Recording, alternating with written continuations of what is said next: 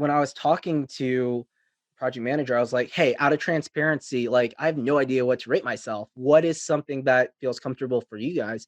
Mhm. She was like, well, I was thinking like we can do like 150 an hour, and then that's about a $900 day, and then maybe that's like 4,000 a week for a rate. Does that sound good to you? And I'm like, yep, that sounds. Let me think about that for a moment. 4,000 for 1 week as like a 25-year-old. Yeah, that sounds good. Yeah, you good with that? I'm good with that. Welcome to The Practical Filmmaker, an educational podcast brought to you by the Filmmaker Institute and Sunscreen Film Festival, where industry professionals talk nuts and bolts and the steps they took to find their success today. On today's show, David Mancao schools us in the world of commercial production for an ad agency, with his work as a producer at the Sasha Group, a VaynerX company. Find the full transcripts and more at thepracticalfilmmaker.com. I'm your host, Tanya Musgrave, and today we are exploring the commercial side with a producer at the Sasha Group, a VaynerX company, David Mancao. Welcome to the show. Hey, what's up, Tanya? Not much. Just in my friend's basement since we're continuing during the holidays. So, yeah, I'm East Side now. So, Nice. tell me about your journey so far. How did you get here? I didn't mean to become a producer. I didn't even mean to get into the commercial world at all. I mean, most college students who get into the film world and change their major from pre-med nursing to film production, like me, Wow. yeah, I know. I was going to be a doctor, interventional radiologist with an emphasis in pediatrics, and I was like, nope, this isn't it. And I Wow. switched my major. Actually met BJ Passenger in the dorm my freshman Mm. year. I believe he was on the podcast. They were writing scripts, and I was like, that is what I'm learning about, like cells and like messenger proteins and a bunch of other science crap. I'm like, respect to science people. You know, my brother's a med student. Yeah. Major respect to them. Respect to doctors and nurses. It's just not for me. So I switched my major, and I'm thinking, all right, cool. I like TV. I've been watching TV my whole entire life. I like going to movies, watching movies my whole life. I'm going to learn how to do this thing. I'm going to go to Hollywood. I'm going to get in a writer's room. I'm going to do television. I'm going to do movies, and that's what's going to happen. Yeah. It didn't. My senior year, we were looking for internships. I had gotten connected with Pathfinder Films, local to Chattanooga. I got on one project with them. I was like an actor. I was supposed to be this like Scandinavian, like weird character, no lines or anything. And I'm like, I am the most opposite from Scandinavia. Like, I'm not a blonde haired, blue eyed, beautiful, Swedish boy or anything like that. I am brown skin, black hair. I mean, and it was a small bit part. I was really only supposed to be there for like 30 minutes just to do like this random bit part, but I ended up staying the whole entire production day unpaid and just like connected with the team and connected with them. When it came time for my internship, I was like, hey, do you guys need an intern? Under the disguise of like looking for advice. I was like, wanted to Mhm. know, like, hey, I'm in my senior year. What advice can you bestow upon me, a Right. lowly college senior, you professional adults? Got it. How to talk with them, and just built up a relationship with Leif, Lucky, and Chris, and eventually just talking to them more and more. It was like, hey, you want to be our intern? We never had an intern, but you want to figure that out. And I think that's like a common theme of like my career thus far. I've kind of like created these roles and responsibilities for myself in these various institutions that I've been a part of. So I became their intern and worked on a lot of different productions and projects with them, like EPB Fiber Optics here in Chattanooga, Mueller. I also did some work with Hilton Hotels with them as well. And yeah, so then I graduate, move down to Atlanta. It's like, all right, this is where I'm going to make my break. I'm going to find a way to step into the film world in Atlanta, Yollywood. And it was really difficult because I didn't know anybody there. Yeah. Those few months were very, very discouraging. And I did my best. I was like sending out my reel to everybody. I was sending out my website. I was doing cold emails, just Mhm. trying to find like ways to connect. Tried going to like mixers, and I ended up going like to an ad club mixer in Atlanta, Hmm. which was pretty cool. It was like a Super Bowl ad mixer. Started learning a little bit more about like the commercial world, like who are the major players. So BBDO, JWT, McCann, those are like some of these like big agencies, and like Okay. realizing the fact of like, okay, like I might not be able to like go into Hollywood and be like a screenwriter or a Mm, director like right out the gate, you know? mhm. As, as poetic and romantic as that sounds, and the idea of like going to do that Hollywood thing and sleeping Yeah. on couches until you make it because you found the right person on set, I didn't have that patience or fortitude. Mm, I have lots of friends who are doing that, who have done that, and who did that. Just had a certain self-awareness of like that not being for me. mhm. Didn't really like land any sort of jobs. Then at that point, I decided to cast my net out to the country. I was like, all Mhm. right, LinkedIn, loved LinkedIn, got one of my first big jobs out of college with LinkedIn. It was a small, like 14-person agency out of Toledo, Ohio. It's called Madhouse. Those guys are great. The posting that I saw on LinkedIn, and then when I went to their website, it was for a video editor. I'm like, I've edited videos before. I'm not like the greatest, but let me connect with them. And my website, I mean, like I have like producer, director, writer type stuff on Mhm. it, Yeah. but they saw my work and we had a conversation. And they're like, "So you're an editor?" It's like, I mean, yeah, I can edit. It's not my favorite thing. I mean, like I've done a whole lot of producing and production coordinating and doing set logistics, and I've been a AD on a whole bunch of like the college projects and a couple commercial projects as well. And they were like, you know what? We actually don't really have that position. We have a small 5-person team and we're all in house. We have a creative director, we have a photographer, we have this 3D animator who's also like a DP. We have this other 2D animator who does various production stuff too.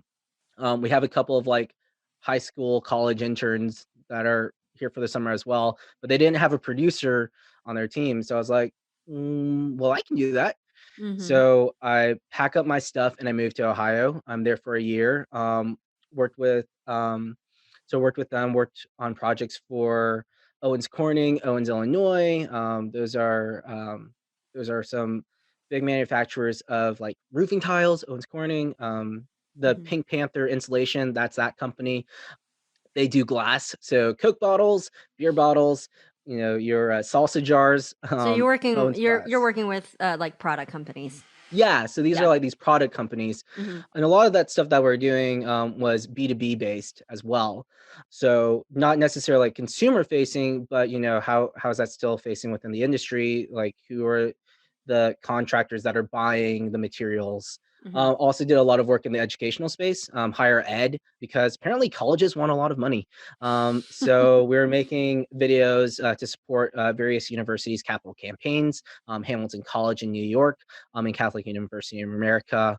Also did a project for Purdue University for their sesquicentennial year, their 150th anniversary, which was really, Okay. really cool.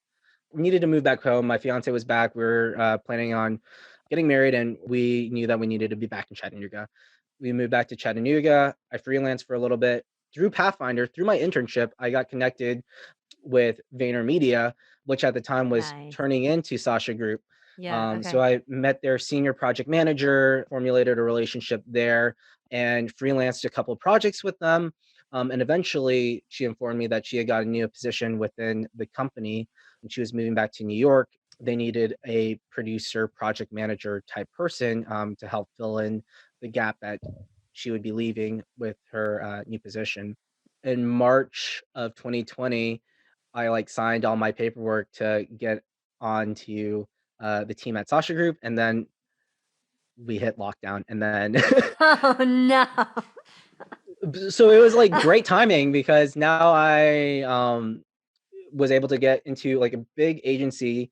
Sasha Group at the time probably had about 50 people. We're up to close to 80 now, I want to Wow. say, Okay. Okay. and we have offices in New York, LA, When you in say 80 Chattanooga. people, like this, I'm assuming that it's different than a 3-man band kind of Yeah, it's so I'm totally guessing different. it's like made up of. So it's like 80 people at the Sasha Group, and we are connected to all the other Vayner X companies. So Mhm. Gary Vaynerchuk Yeah. is our big CEO, and Yay. that man loves companies, and he loves Yes. businesses, and he loves making companies.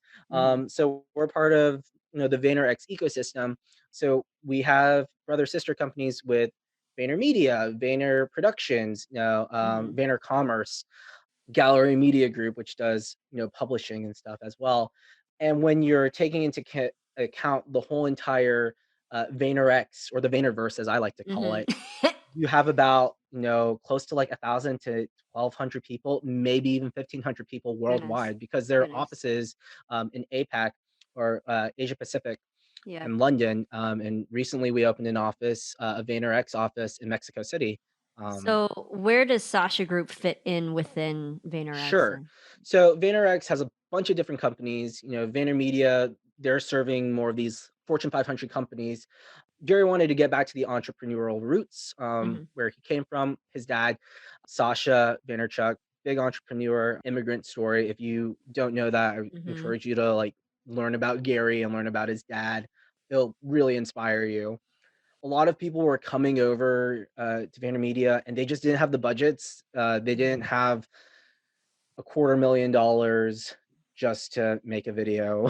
Mhm. Or Yeah. Sasha, they were also doing some education consulting within VaynerMedia at the time as well. So what they decided to do was, let's formulate a company that can serve these smaller to medium-sized businesses with growth mindsets. Mhm. So Yeah. we're not talking to Anheuser-Busch, which is a VaynerMedia client, or Kraft, which is a VaynerMedia client. Those Mhm. are like huge, titans, Budweiser, and Cheeto and stuff like that. Mhm. But we're talking to like the smaller mom and pop businesses, the people Okay. that are trying to get the gears up and rolling.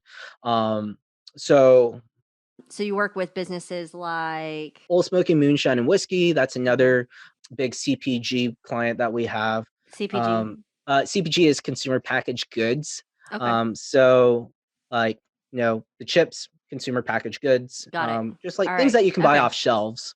Okay. Got it. We also do work with a company called Columbia Care, which is MSO, which is a multi-state operation for Okay. cannabis. It's really interesting. It's a wide range of work. I'll be working on chips, and then I'll be working on cannabis projects and brand launch. And then I'll be working on a pudding commercial. I recently just came off of Cozy Shack, which is a pudding brand under the Land O'Lakes portfolio. So What is your specific role? Like, I mean, you say it's like say 50 people, but are like I'm guessing not all of them are filmmakers or designers or something. Like what who no, make up the so company? there are different kind of like departments that you're working with, Mhm. and we're all trying to work together harmoniously to have our creative and to have our media and have that work together to serve our client. Yeah. So we'll have our media team, and they're going to be doing media buying. They're going to be doing media strategy. Cool. So this ad is going to go on Facebook. This ad's going to go on YouTube. You need a 6-second placement here. We're going to need a 15-second placement here. This is how many dollars is going to go behind this ad in this region. Okay. So that's the media department. We have our Yeah. creative team. That's going to be, our creative directors, our art directors, our designers, Mhm. copywriters, developing the creative. Then we'll have our account strategy team. They're going to be, our client services, essentially, working directly with our client liaison. Mhm. And then we'll have our project management team, which I work closely with, making sure that all the scopes that we're signing, all these projects that we're setting up, Mhm. that we're doing them, that we're on budget and on track and on time. Okay. Okay. Nice. There are other specific niche departments as well. There's our branding team, and they work specifically with branding. We have an education team, which Hmm. works specifically on social media marketing and brand education. Gotcha. Um, and recently, within Sasha Group, we are starting a Sasha Studios type of branch of the company, which is focusing on production offerings for these small to medium-sized businesses that can't necessarily afford a $500,000 Super Bowl spot. I was gonna piggyback off of that. Like they can't afford that, but what realm are you working in now? That's the crazy thing. It can range from anything. Like, the project can be like $10,000 to like $200,000, Mhm. Got it. but it's also like the way how you split that up, and like Mhm. what is the size of your scope. I Mhm. think that's one of the things that I did not know anything about coming out of film school, because Yeah. I just learned how, like, went to film school to learn how to make a damn thing. Like, all right, so Mhm. this is how we write. This is how we like coordinate a production. Yeah. This is how we Yeah. direct, and oh, this is like a cool editing transition that you can do. Mhm. Film school didn't teach me where where I can apply those skills and Mm. outside of like sets. Hmm. Like, so obviously you can go to Hollywood, or you can go in-house at like, a hospital, Mm-hmm. or, some sort of company that needs like video, Yeah. or you can go into like an agency. But like when you're working like in this agency world, like you're working with clients now, and you're not just like making like a thing for yourself because you want to make a thing. You're making a video, you're having a production, you're gathering content for the purpose of whatever like the goal is, Mm-hmm. for the purpose of we are needing to sell more pudding. We are needing to Yeah. raise awareness within this region that Mm-hmm. this product exists, and we're trying to drive up sales within this market. Mm-hmm. you know we are trying to launch a new product, we are trying to revamp a new product. Like at that point, like the creative skills that you have learned, these tools that you've learned, you're now applying it to these goals for your clients. And I think that's something interesting that I didn't really even think about like in film school, because I'm thinking about what's the script that I can write, what's the movie that I Mm-hmm. can direct. Mm-hmm. And now it's like, well, what's the best creative that I can develop?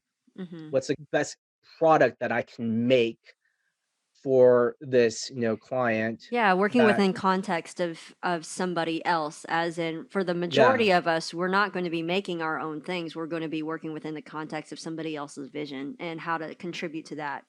And I think it's like it's that collaborative nature, because these clients are coming to us because like we're the experts in social media, we're the experts in audience reach, we're the experts in what is culturally relevant. That's a big Mm-hmm. thing that we talk about in our company. Like, how do we stay culturally relevant? How can we stay on top of what's happening on TikTok? How do we stay on top Mm-hmm.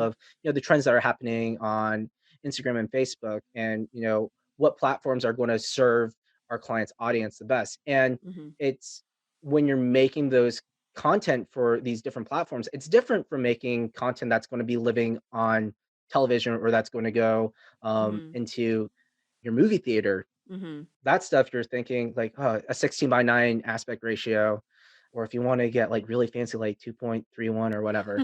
Like, but now we're talking about like, all right, we need to have a production. We're needing to stretch out this production budget as much as we can. And we need to have, deliverables that are 1 by 1, 16:9, 9 by 16. We need Mm-hmm. vertical because that's Mm-hmm. TikTok and Instagram and Yep. Instagram stories, and Snapchat. Yeah. Thinking about like what is the attention span for what our consumers are consuming. Like if you're on your phone, you're like scrolling and scrolling and scrolling, you have like Mm-hmm. 2 seconds before you go to the next thing because you're bored. Like, how do we captivate someone in 6 seconds to help convince them to click the Mm-hmm. link in the description to go to the website, or Yeah. to click the buy now, the CTA Yeah. of the whole entire thing? And I think that's like that's a whole entire world that I've stepped into. Yeah, and I'm guessing that you had to figure out also the price points for a lot of this. Yeah, Um, like it's difficult because like production is inherently an expensive thing. mhm. you Yeah. know, Yeah. how can we be efficient with our budgets? You Yeah. know, In the past few episodes, there's been a recurring sentiment that if you want the money, go into commercials. Like everybody's just like, yeah, sure. commercials where all the money is. So is that true for crew, or like would you have to have ownership in a small production company or work for an ad agency before you started seeing that tip in the scales? I mean, like, you know, uh, essentially they say, yeah, work in commercial, but is that just for like who is that for? I mean, so when I was freelancing as producer, I was like, I have no idea like what to rate myself. Like, Yeah. should I do $500 a day? Should I do Mhm. like for 300, because I'm like out of school, because I'm also like insecure on like what I can actually like Yeah. provide and what service I can give. Right. When I was talking to project manager, I was like, hey, out of transparency, like I have no idea what to rate myself. Like what is something that feels comfortable for you guys? Mhm. She was like, well, I was thinking like we can do like 150 an hour, and then that's about a $900 day, and then maybe that's like 4,000 a week for a rate. Does that sound good to you? And I'm like, yep, that sounds. Let me think about that for a moment. 4,000 for 1 week as like a 20 5-year-old, 24-year-old. I'm like, yeah, that sounds good. Yeah, you good with that? I'm good with that. So That's you amazing. know, I think it's like at different levels that you're working at too. Mhm. You know, someone who's going to listen to this podcast who's working in like, motion picture studios and stuff is probably going to be like, that's like he's talking like way like he's stupid, but I think We're all it's stupid. interesting. Like, this is the thing. Yeah, Like, it's yeah, I didn't know about those yeah, rates. I have no idea what yeah. to expect But I or how to think price what myself. So, like, in my in that mind, like respect, a difference is that like they're coming to you for a reason, right? They yeah, they've seen your work and they've seen your skills and they're like, I want to have some good quality work like that. Whether you're like your own freelance videographer type person or whether yeah, you're working as like a line producer or working as an AC or working as a production manager or UPM or coordinator on like hmm. commercial production. Are you essentially a freelancer still, but it just with bigger clients, or are you salary? So personally, I'm salaried Okay, within the company. okay, okay. In agency world, you'll have your agency fee. That's going to be covering the man hours that it takes for the agency, our creative team, our media team, our account team, Hmm. strategy team. Like that's like what their fee will be. Hmm. And then there's going to be the out of pocket expenses. So that might be okay, like we're doing a video production and that's going to cost, let's say like $50,000 or something like that, Okay. which could be like really like $50,000 goes by like that. Like Yes. it goes by so fast. But let's just Yeah. say it's like a $50,000 production. Hmm. Like that's going to be our out of pocket expense. Hmm. That's how like a lot of these contracts are formed. When I'm like the producer, I'm figuring out like, all right, so like we have this $50,000. How and we need to make a thing. What's the best way to do that? Am I going to Hmm. be contracting these freelancers within my network, or am I going to go to another production company to Hmm. partner up with them and Yeah. utilize that service? But noting the fact that I have like this $50,000 to utilize for production and talent, for locations and like all those things. And obviously, when you're partnering with a production company, like that's like this is a budget that you're giving them essentially to Go make ahead the and make the thing. thing. Yep. Okay. Yeah, All right. with like our partnership and with our creative, direction and approvals with clients, because Hmm. that's another part of the beast too. I guess like in studio film land, like the studio is essentially kind of like your client. I would think like Hmm. Yeah. whoever's like looking at these cuts and stuff like that for Yeah. like these movies, like, oh, let's change that cut, like let's do that. Hmm. But for us, it's interesting because we have our creative like live production and we'll make a thing, but we're also working with the creative team, the creative director, who would be different than the director on set. Yeah. And I think that like in my mind, like that was like a differentiation of like, oh, how does this like work and Hmm. seeing that relationship. Yeah. Yeah. But So is the like, creative director the one that's working with the client then? yeah, so like our creative director will be like more client facing. Okay. All right. Um, There you go. Okay. so we're trying to like make a thing, and then we need to make sure that that's working well for the client and receiving their notes and adjusting our notes and stuff to make Hmm. sure that what we're making we feel confident in that will Hmm. achieve the goals that the client has set for us, Okay. and that's something that like the client will be proud and happy of too. Yeah. Yeah. What creative opportunities exist right now within your reach? Within my reach personally, Yep. I think right now there's the creative job of like working with in Sasha Group to develop the Sasha Studios side of the company. Like, how do we develop production in a smart way? And I think like there's a certain level of creativity with like business building also, which is Hmm. something that I never thought I would say. But like, how Hmm. do we build? It's strategic and it's almost like building a puzzle. Yeah. Like, how do you do this thing? Working with our creative team and letting them know that like these producers that you're working with can be a creative resource that can help guide a process. You have this amazing idea of the main talent jumping out of a helicopter saving a chicken and there are explosions and you're over the Pacific Ocean, like that's awesome, that's cool. Mm. How are we supposed to do that with a $50,000 budget? Yeah. Let's rein that in, like like sometimes it's easy just to say, no, we can't do that because of the budget constrictions or the time restriction or the usage restriction. Hey, we want Snoop Dogg in this. It's like Snoop Dogg is like, what? Like, we don't have Snoop Dogg money. Like, Yeah. but if you can work with the creative team to get the essence and get to the core of like what they're trying to say with like the creative, I think that that's another area of like creativity within producing that I'm Mhm. like exploring and discovering.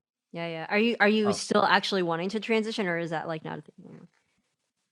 I think if there's opportunities to um do more directing and creative development, I do miss that aspect of the job. I miss that part a whole lot, but I also like what I'm doing now too. And I Mhm. think there's the other part of it is like I'm paid to make stories and commercials and Yeah. videos and do Yeah. production. They're giving me money to do that. And with that money, I can support my wife and can support my kid and I Mhm. can live comfortably. And I think Mhm.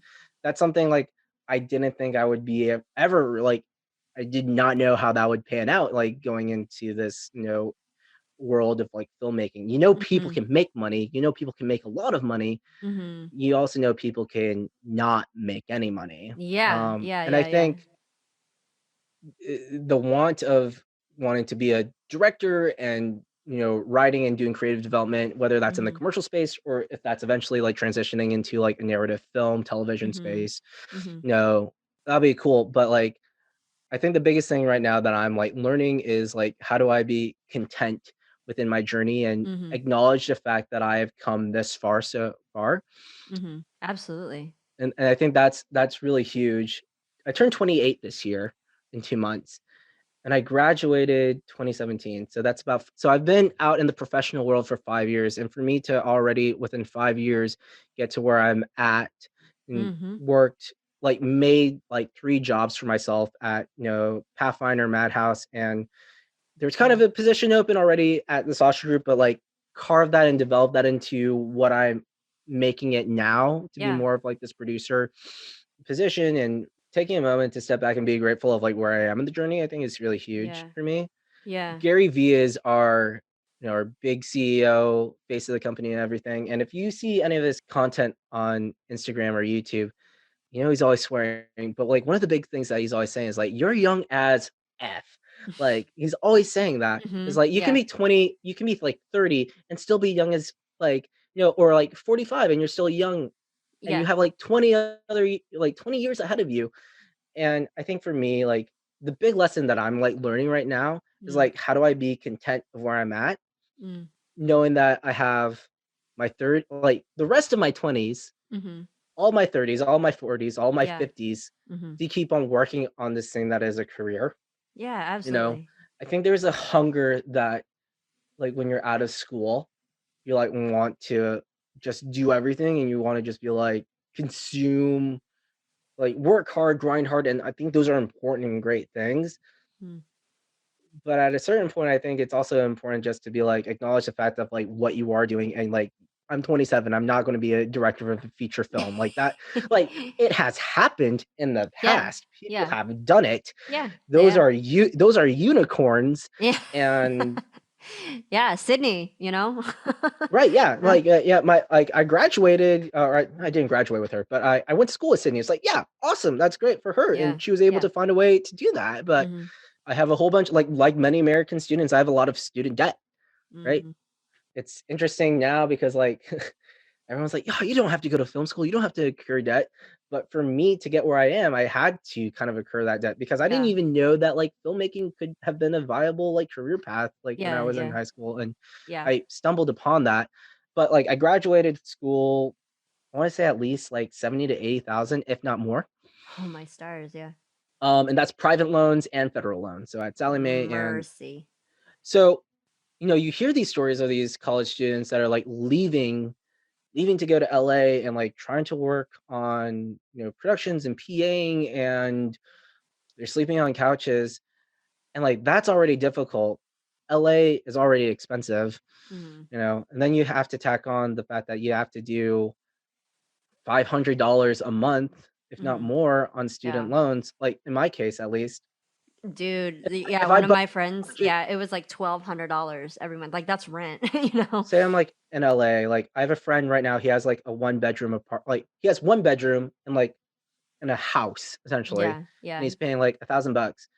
So let's say like my rent in LA is $1,000 Mhm. plus that 500 for my student loans. That's already $1,500 that I need to make, like that I know that I need to make per month.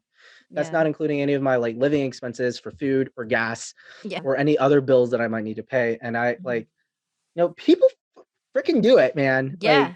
Yeah. they do it. And I have Yeah. so much respect for everybody who's doing that. Yeah. I just did not feel confident or comfortable in doing that. And I Mhm. think and that is totally okay. You are not Yeah. less of a person if Oh, you yeah. don't go to LA to Oh, like yeah. sleep on a couch for 3 months, like Yeah. work and grind it out. Mhm. Like that was part of like the narrative that I heard when I was in school. Like this is like you're gonna work in LA or if Yeah. you're gonna like work in this industry, if you're gonna like you kind of have to do this thing and it's a Yeah, it's lot of kind of a badge of sacrifice. honor. Yeah. Yeah. And it's like that story is so romantic, you Mhm. know, Yeah. but that's the story is romantic, but living that in my mind, like when I come to the practicality of that, it Mhm. just Well, I oh mean, and no. I think that this kind of speaks to some of like what I was wanting to do, like exploring other types of filmmaking because not everybody does go out to Hollywood, and by and large, the majority of my friends who are in filmmaking, they are not working within the narrative space. They Yeah. aren't. I think there's just like there's so many more avenues. Yeah, there are Yeah. so many avenues. So I wanted to explore those and just be like, "Hey, oh my gosh, like what about outdoor filmmakers? Like I can't even find them on IMDb." Like, "Oh wait, there's like a whole other vein of like how you can Like earn." anybody who's like trying to like do video and do Mhm. production or photography or you Yeah. know it's like finding ways to like make connections, Mhm. because like yeah, you here in LA, like you gotta hustle, you gotta like go on set and like get 3 people's names and contacts and like follow up with them. Mhm.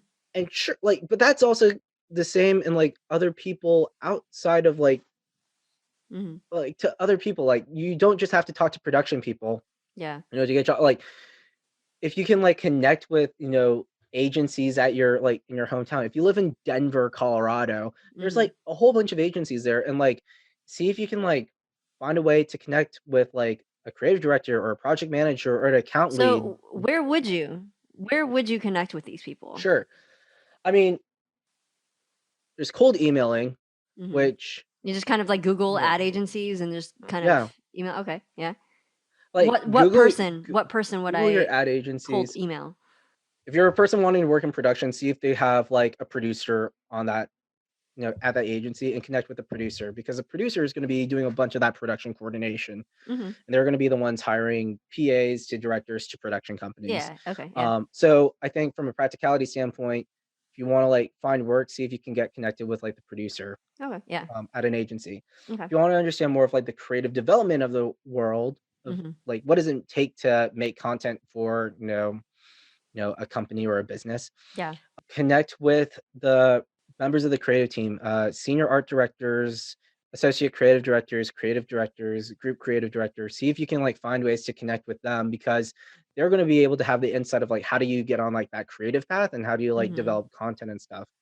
Like I say photographers because they're the ones that like I'm connecting with and hiring out the most. Like, Mhm. and if you're a photographer, showing off your work to the creative director is like, hey, like this is my work. Like, want to hear what you're doing, but this is what I've done. And if they like Mhm. that work that you're doing, like they're looking for creative assets too. They're looking for creative resources that they can Mhm. freelance to be like, hey, I need to bring this photographer for my next project. Producer, Yeah. let's connect with this guy and see if he fits within our budget.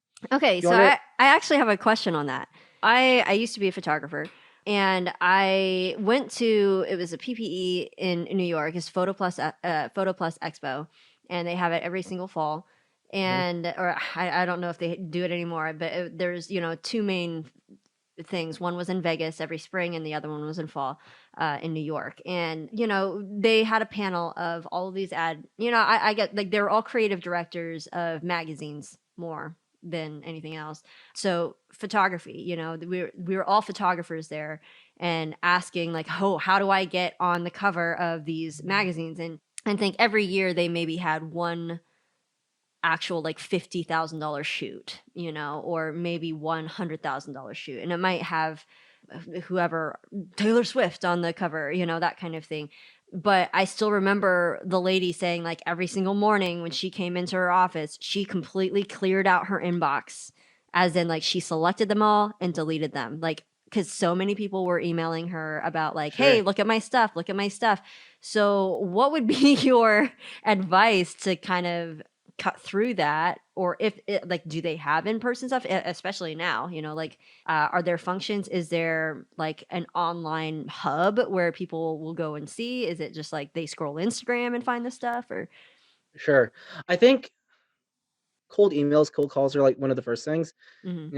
you think of doing. If you can get some sort of like warm intro, that like I think that's going to be the best. So for me, it was lucky at Pathfinder who introed me into Sasha Group.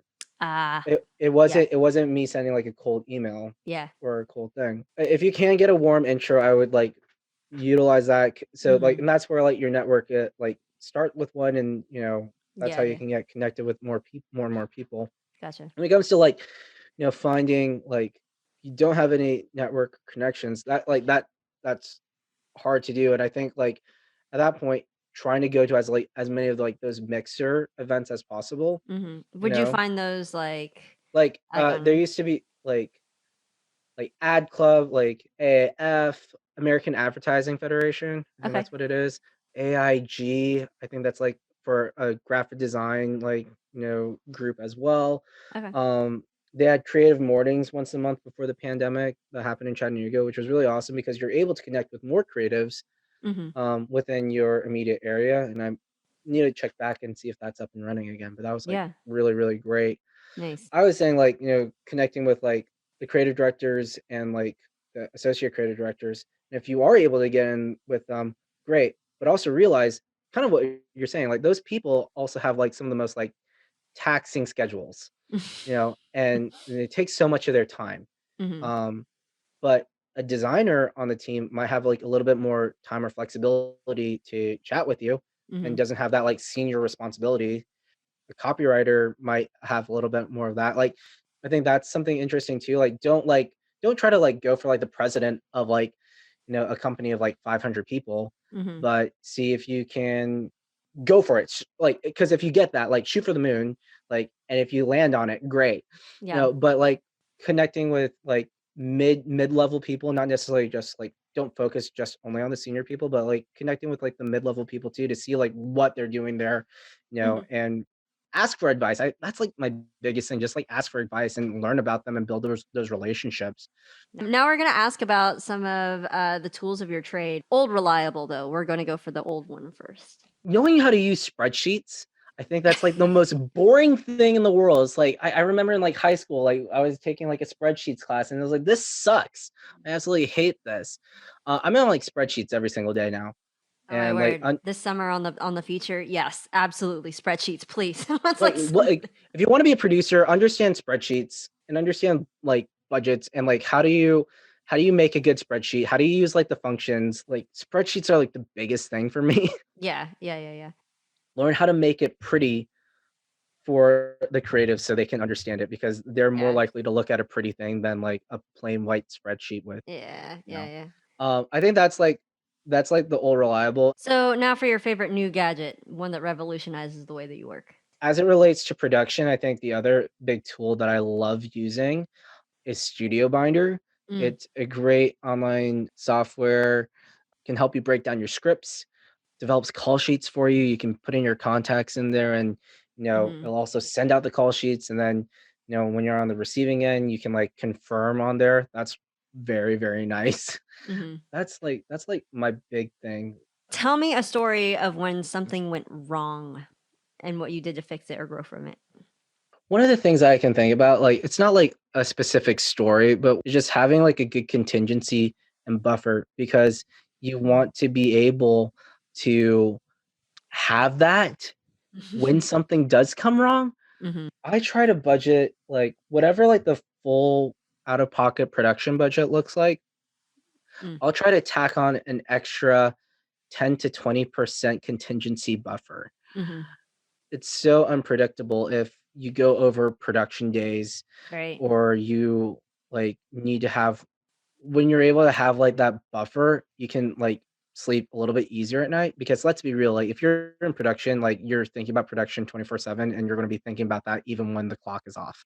Mm-hmm. Like Yeah. um and it's all consuming. It's absolutely invasive to your mind. Yeah. Yeah. Um, and then when you're worried about the budget and the bottom line for that, like that's also like really terrifying because the last thing you want to do is go back to your client and you've told them, "Hey, so I know we said that it was going to cost Oh a no. Yeah. $100,000 for Yeah. this thing. No. We actually need 10,000 more Yeah. dollars." Oh, And my it's like, stars, no. and that's absolute like nobody wants to have that conversation because it's No. already taken a long time to get to the point where they're Mhm. comfortable giving you $100,000. Yeah. Yeah. And Nobody's happy. now you're asking for more.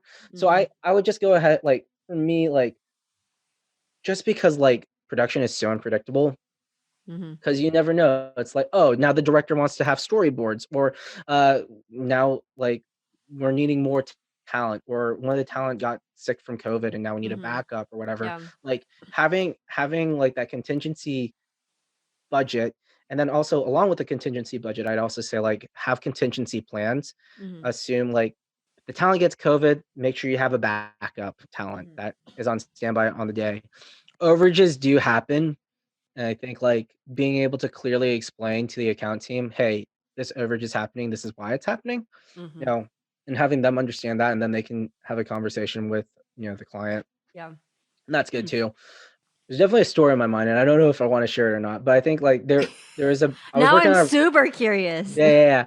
No, there's a project and I assumed a part of the budget should be allocated to the agency team, but then the creative director assumed that budget was going to be allocated towards production. And there's about like $2,000 or so where we're like trying to figure out like, oh shoot, like where is this coming from? Like, and Mhm. luckily we had like our contingency buffer, so everything was Yeah. okay, Yeah. right? Yeah.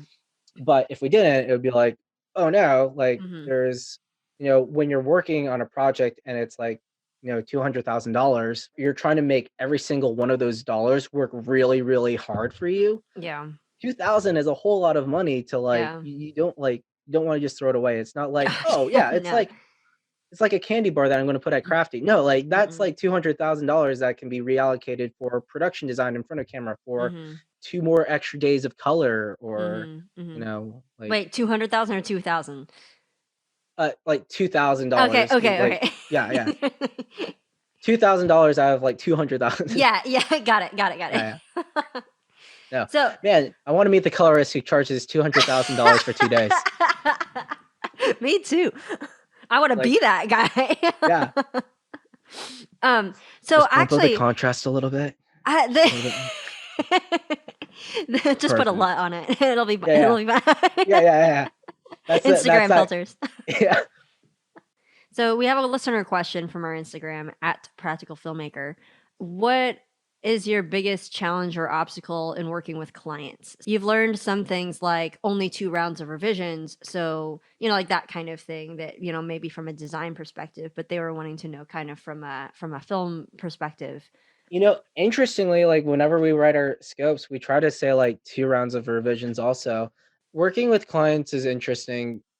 You don't know what kind of client you're going to get, you know, and you can have a client that's going to be super involved and is like really on board with the creative vision and like just gets it. It's like, Mhm. oh yeah, I totally understand that. I'm vibing with it. Great, awesome. Maybe let's tweak the music a little bit, and like you can like have like a creative working relationship with them. Yeah. Then you're going to have the clients that are not going to be creative, and they're just like they're just caring about like the money, and like they know they need to invest in creative so they can sell more products, so they can get more money, and they can say, hey, the marketing department did this and the metrics came back good and we sold more stuff, Yeah. because we invested more money. But like when they're talking about creative, it gets scary with them. And I think like for me, like it's hard when like the client doesn't trust you, Mhm. and not necessarily like me specifically, but like Yeah. you as like the agency, you as the Yeah. partner to create creative, Yeah. to Like to create create the creative. best product that will Yeah, actually help them. they're coming to us to create problem solve, and then like they're afraid of like, oh, is this gonna work, or like. Mhm. And I think like fear is the biggest. I think can be the biggest barrier, with working with clients. Mhm. And this goes back to like relationship building. Like, how do you build a relationship with Mhm. the client to let them know it's like, hey, we're not just doing this so we can like have more money, so we can like have a bigger profit margin on our Mm-hmm. end or not. Like we're investing to have six talent to show Mm-hmm. that this is a lifestyle scene and people are having fun with your product. Great. Letting them know why and having them be comfortable with the creative ideas and like what is like that creative rationale. Yeah, yeah. So I mean, like, like they're already investing the yeah, money, so like exactly. it's. I think how do you defend the creative and like comfortably defend the creative Hmm. and have that rationale to them and explain it to them like why you're doing this, why this works. Yeah. And that's why like and that's like where we lean on our creative directors a whole lot, leading that vision, Hmm. and they're going to be like that communication conduit to the client to instill confidence with them that, Yeah. hey, this is a good idea that we're doing. Well, I'm curious how much R&D is done beforehand or even like A/B testing to see if like something actually is there so they can give you metrics and kind of been like in this research it's actually better if like they will respond to this better You so know, like I actually we so yeah yeah, you I can think trust us. that's part of it too. I mean, like Hmm. we have like this Vayner volume model in the Vaynerverse, and it starts with, an MVP, which is essentially like a small piece of content to test it out. So like when we did Bojangles, we did a bunch of MVP testing. Hmm. So MVP testing, minimal viable product, what is like a small piece of content that we can test out, like just an image. Hmm. We'll put some paid media behind it and see how it does. If it does well, we'll try to learn about it more. We'll test it again, test it again. And if that's coming back like, oh yeah, that's actually worked really well, then we Yeah. can put a bigger bet behind it. Hmm. So for example, at work it was for a Bojangles client and it was this idea of like smell. Like how do we talk about smell and the nostalgia of smell? So it was like this little like this one piece of content. And Hmm. then the idea of smell turned out really well. So we made more pieces of content talking about the nostalgia of smell and things of that. That sense of smell is so strong and that Yeah. did really well. And then Yeah. because all those pieces did really well, we did a bigger video about smell and how like it was this character and it started out like a perfume commercial. This boy is chopping wood in the woods and then like this magical woman just appears with this perfume and it's like, hey, are you listening? And like on the perfume bottle, like he picks it up and then it transforms into a biscuit. It's like, why is this a biscuit? And like hard cut to reality. Okay, he wasn't smelling perfume. This isn't a perfume commercial. He's eating dinner with his family right now. And that did pretty well, and it's like that small, like I think when you can do stuff like that, you Hmm. know I think there's also A/B testing that you can do with media, and I think that's when you partner with media to see like, hey, this spot has this voiceover, and this Hmm. spot has only super titles. Hmm. Which one's performing better? Like when Yeah. we test it out, it's the same visually. It's the same spot minus the you know super text, super titles, Hmm. or this one's on like a red background and this one's on a blue background, like Yeah. like which, like you can test those if the client has the budget to do that and is willing to do that, put that in your scope for testing and Mhm. have a conversation. But I think that's part of it to like make them feel good about it. Yeah. This project that we just did with Cozy Shack, we shot in the photo studio like three different like concepts, and we Mhm. tested those three different concepts. We found out which one resonated the best within the audience, and that's what brought us to the production that we just wrapped on in December. It's how do you make the creative thing more objective, right? Yes, yes. To people who only, Yes, to exactly. people Who yeah. like to people who can only understand numbers and metrics, Mhm. how can you give them metrics to support your creative works or Yes. will work Yeah. or does a thing to work for them?